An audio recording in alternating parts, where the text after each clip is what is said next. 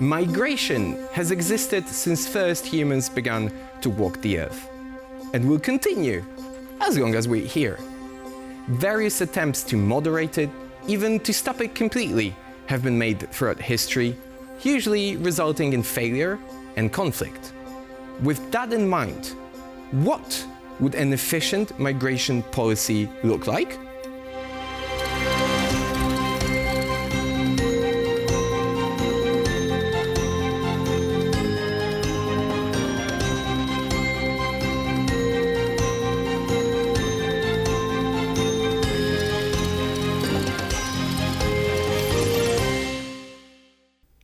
Good evening, my name is Mateusz Mazzini, and this is Wider View.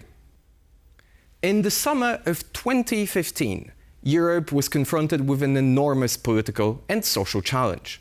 Hundreds of thousands of migrants poured in from the south. The crisis immediately created strong divisions, with Germany accepting over 1 million people, while the Visegrad countries refusing to take in any of them. Since then, migration has become a permanent point on every policy-making agenda. Populists have weaponized it, portraying migrants as violent and carrying diseases. Progressives have mostly wanted to help them, but often ignored social tensions and security warnings. After a decade of heated debates, how far have we come on this issue? Well, we'll try to answer that question in our next report. The summer months of 2015 were among the most turbulent in Europe's recent political history.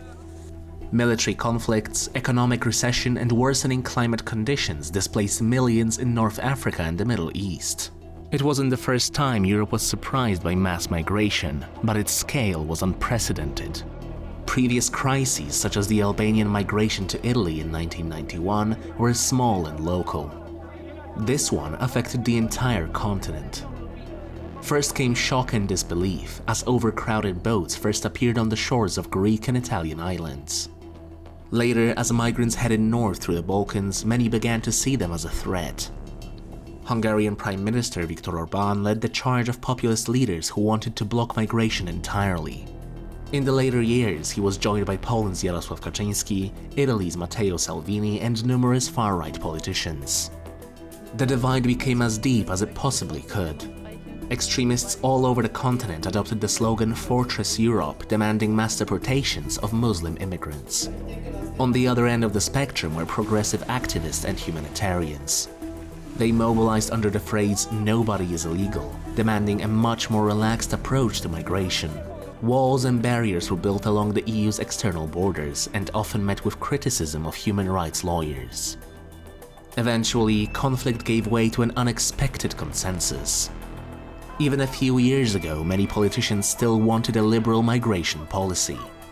Today, it would sound unthinkable, as greater control over borders is a priority for almost everyone.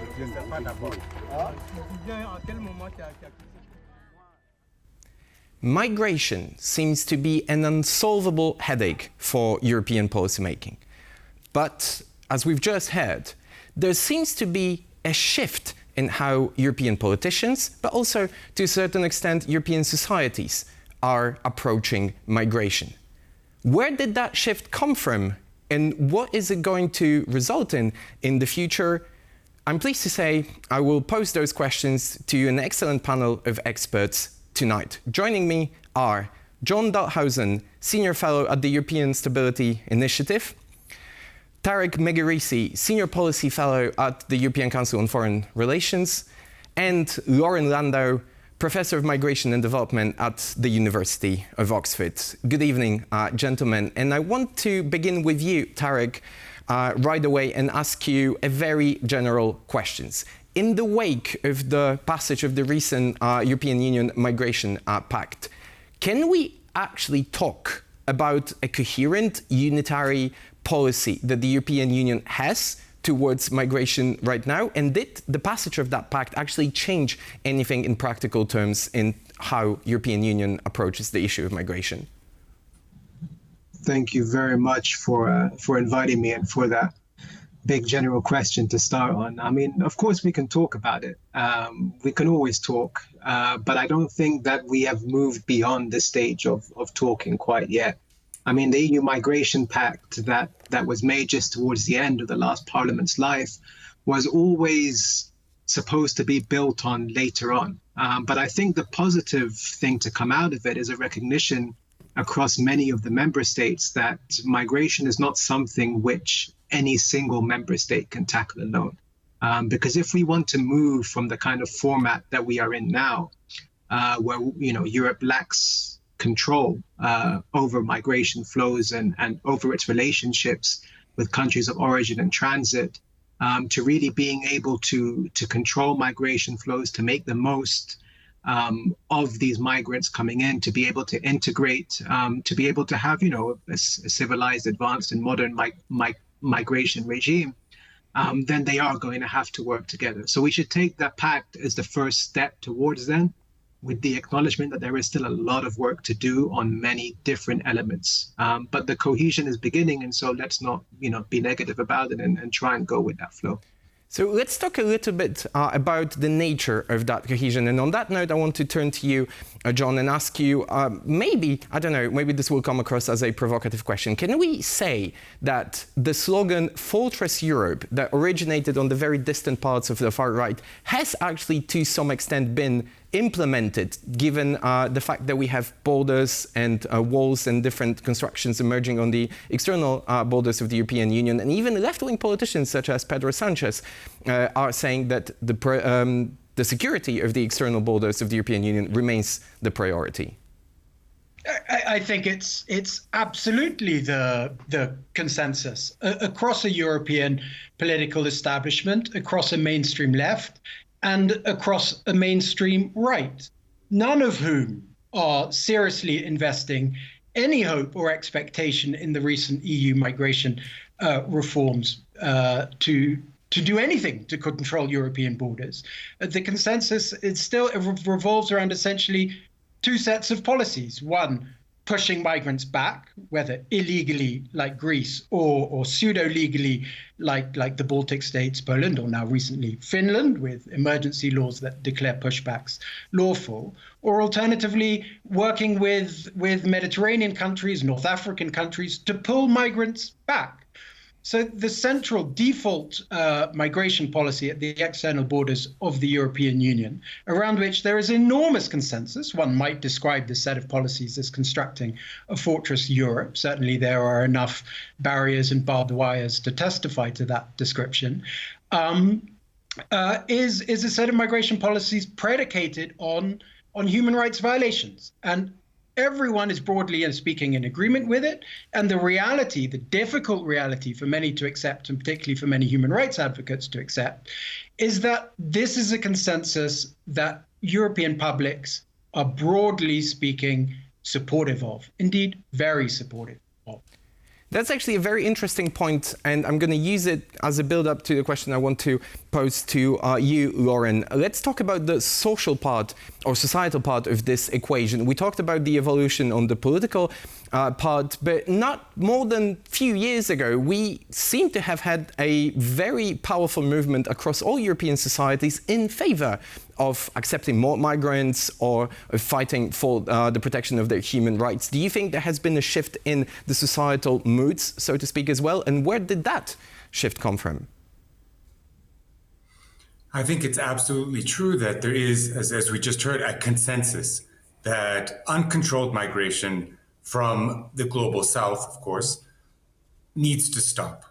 I think there's been a shift. I think Europe is reeling with the after effects of COVID.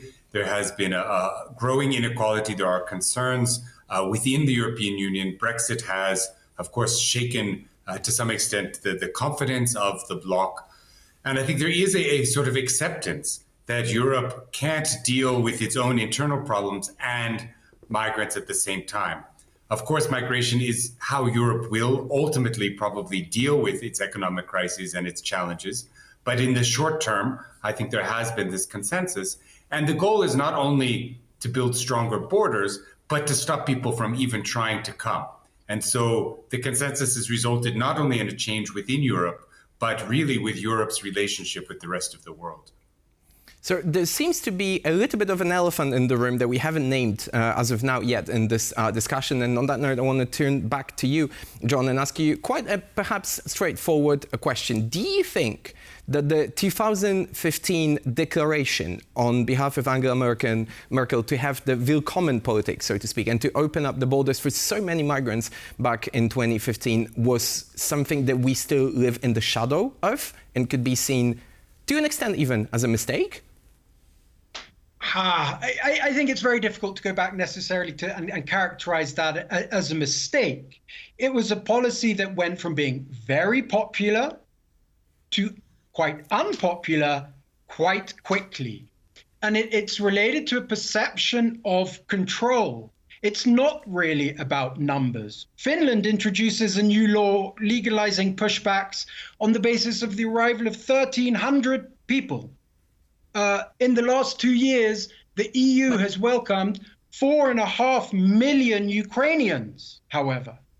The difference is the psychology of migration is such that so long as populations feel that they are deciding who comes in, they're often prepared to be very generous. When they feel that it is the migrant deciding to come on their own, or third states like Belarus or Russia throwing them across the border, they don't like that at all. So it's deeply related to a perception of control, and that's only loosely related to absolute numbers.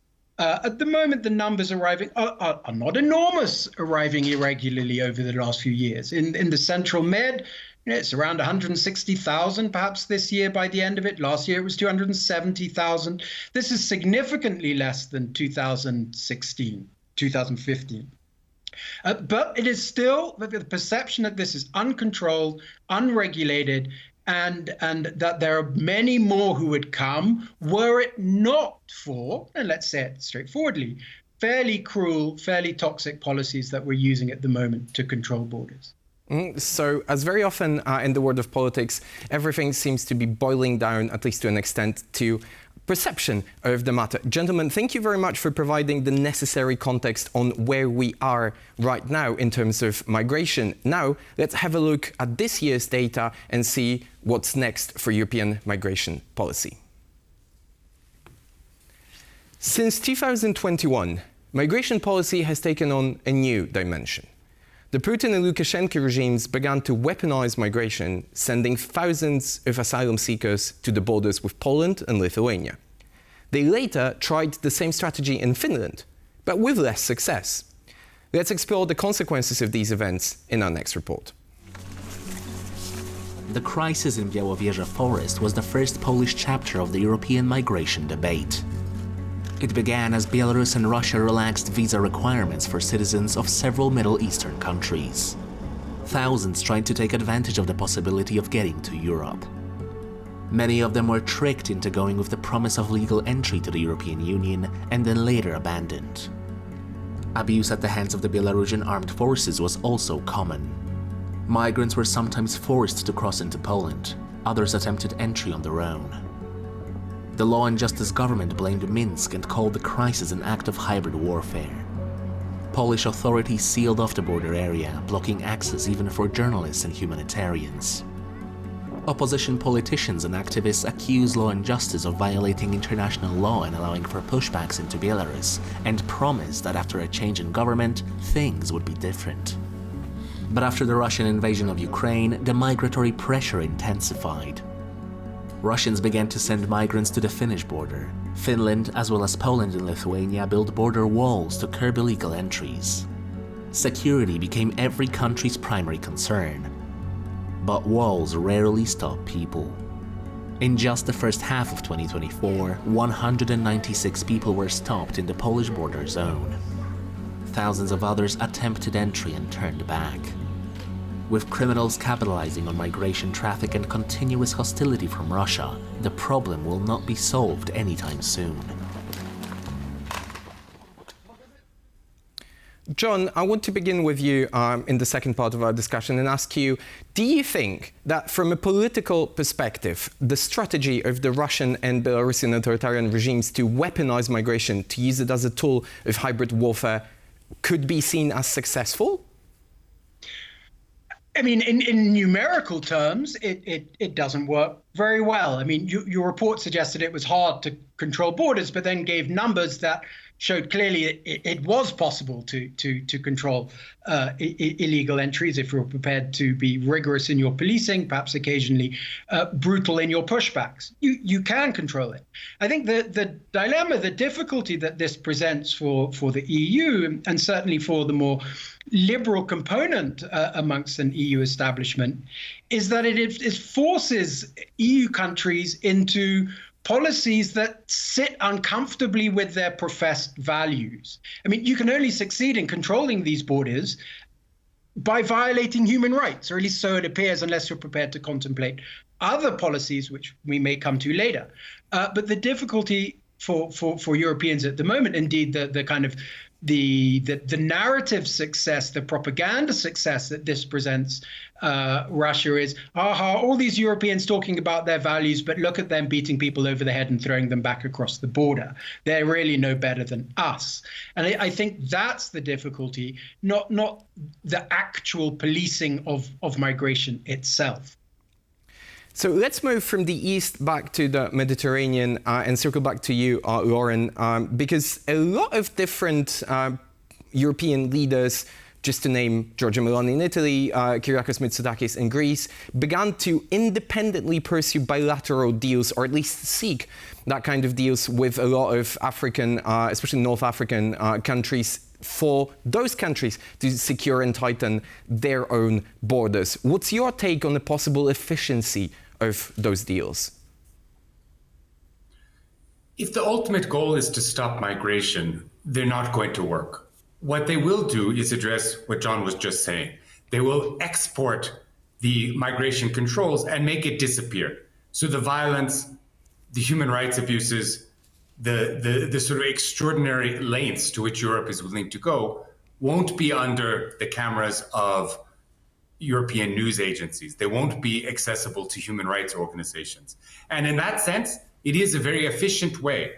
They're spending the same money, but they're making the problem seemingly disappear. Will it ultimately stop migration? Absolutely not. The global inequalities are too great. The demand for labor in Europe remains just as high as it ever was. But what it will do is make it politically palatable for Europe so that the racism, the violence, the human rights violations is somewhere else. Tarek, I want to circle back to you because you're an expert on Libya and the Maghreb region, and I wanted to ask you about the specificities of that part of the migration route. Do you think that this is even realistic to expect countries, maybe Libya is a little bit of an outlier here, but the countries of the Maghreb to tighten up their own borders given their own native instabilities and also organized crime that also profits a lot from the migration traffic, not just in the Mediterranean, but globally? I think it depends on what you mean by police or close the borders. I mean, firstly, a lot of African migration that comes into places like Tunisia or Algeria, Morocco, is in the first instance legal migration. They come by airplane. They are there to work or to study, and then for whatever reason, they move on from there.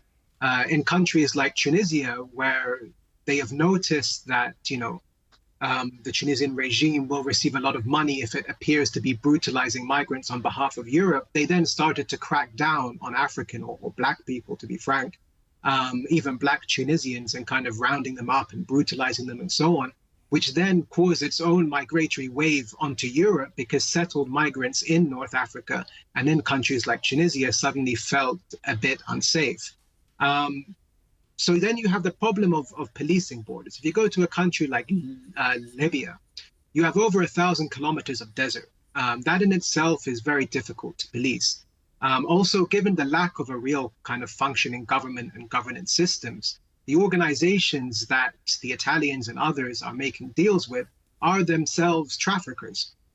So, they are kind of semi-policing the matter, but semi-profiting from it, both from the Europeans and then from sending people over the Mediterranean. And then finally, we have to question what it means to close borders.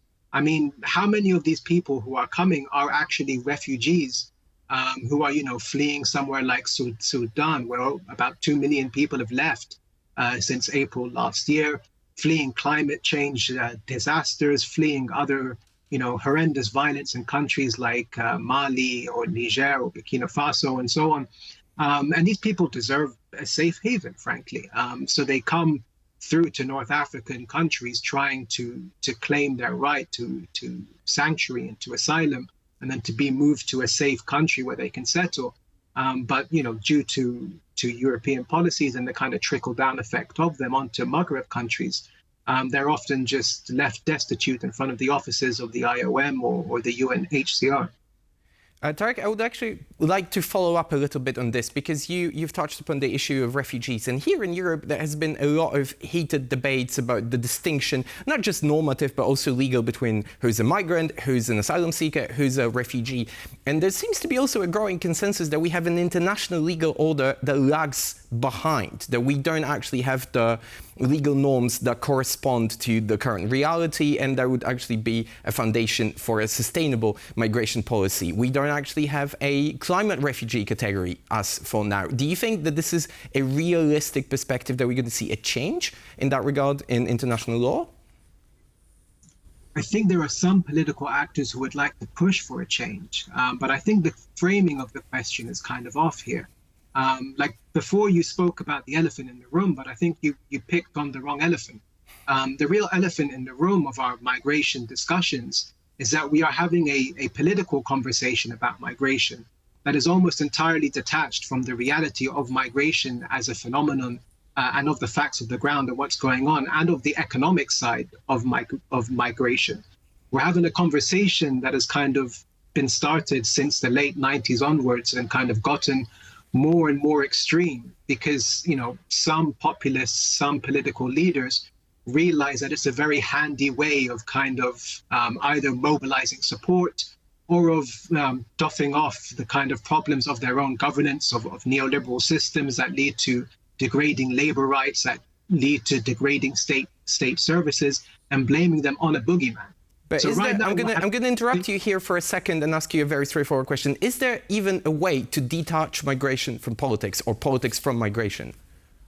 No, but instead of falling into that trap of kind of having a delusional conversation about these hordes of people coming in, why don't we have a more competence-based discussion about it? Let's not try to leverage the emotional side of migration and say, well, according to the EU themselves, we need about 1 million migrants coming in a year into the EU zone.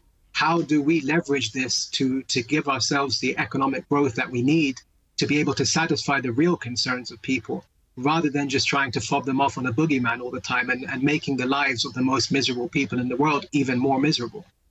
Mm-hmm. A lot of challenges for European policy making. I'm afraid this is all that we have time for tonight. John Dalhuisen, Loren Landau, Tarek Megerisi, thank you very much, gentlemen.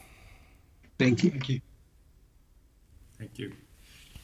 There are very few things we can say for certain about migration. As with everything in the world of politics, how you see this issue depends on your own ideological background. But there's one thing we know for sure. Migration will never fully stop. So it is in everybody's interest to manage it in a politically sustainable way. Thank you very much for being with us tonight. Make sure to tune in next Thursday when we will examine the current state of the international legal order. Have a good evening.